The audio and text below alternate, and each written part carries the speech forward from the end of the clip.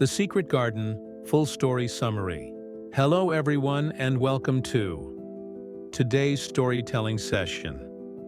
In this video, we will dive deep into a timeless classic, The Secret Garden by Frances Hodgson Burnett. This is not just a short recap. Instead, we'll walk together through the entire journey of the novel, exploring the characters, the setting, and the hidden messages behind the story. By the end, you'll feel as if you've lived inside the garden yourself. So, sit back, relax, and let's begin the magical journey into the secret garden. Part 1. A Lonely Beginning. The story begins in colonial India, where we meet a young girl named Mary Lennox. Mary is about 10 years old, but unlike many children her age, she has grown up spoiled, neglected, and unloved. Her parents are wealthy British colonials who hardly notice her existence.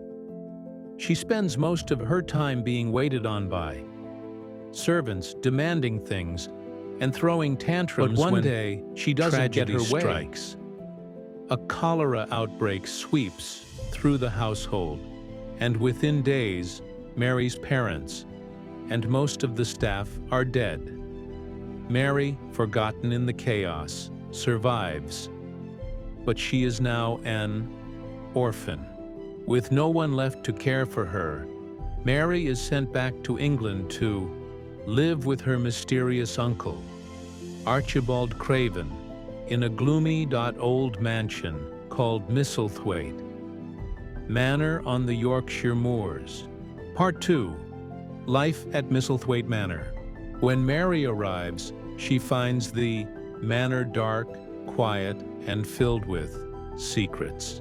Her uncle is a sad, withdrawn man who spends most of his time away from home, mourning the death of his wife.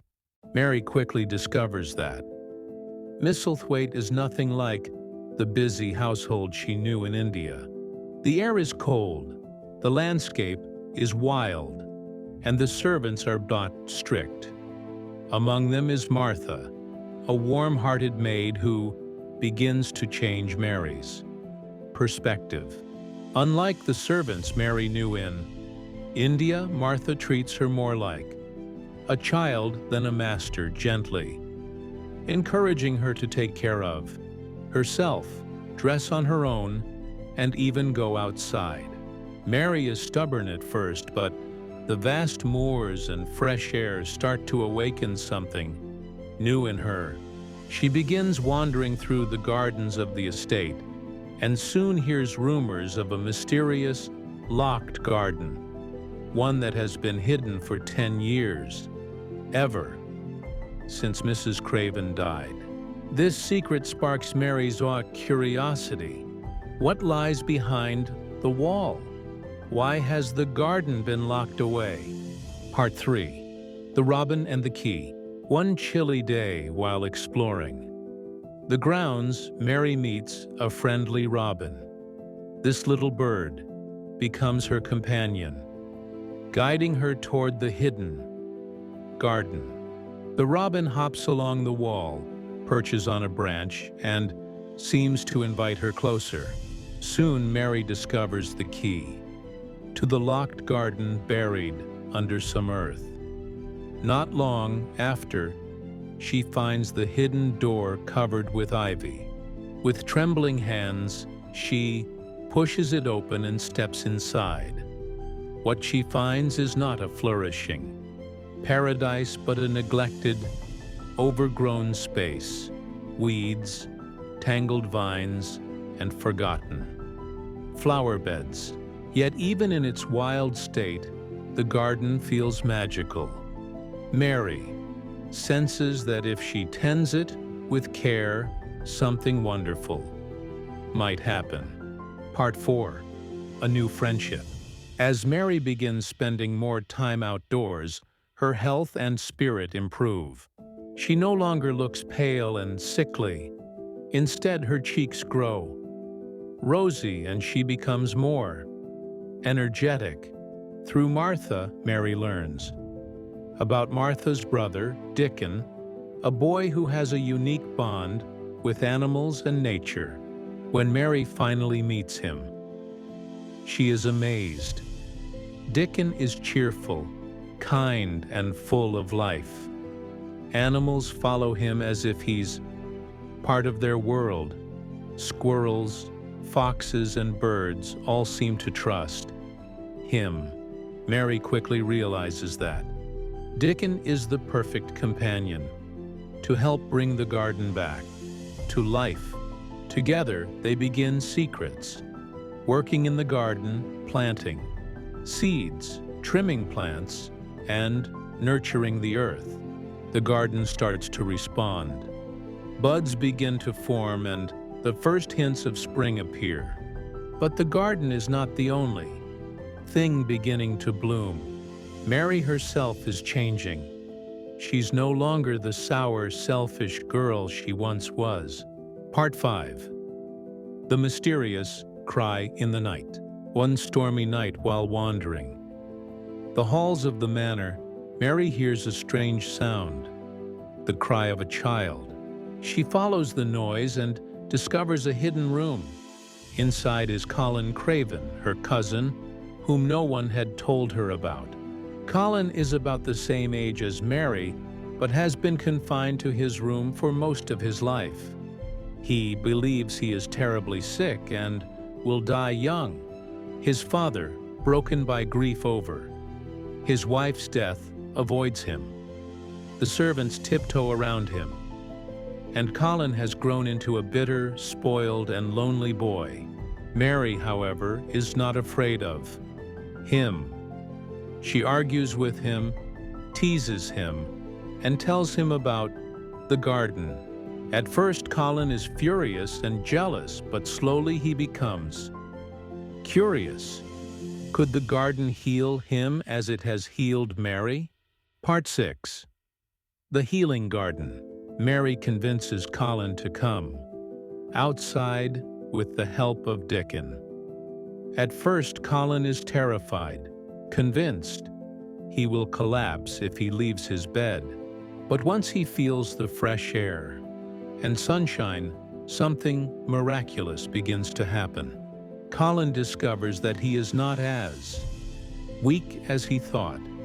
Day by day, with exercise, laughter, and the joy of the garden, his health improves. He begins to walk, then run, and soon he is stronger than he ever imagined.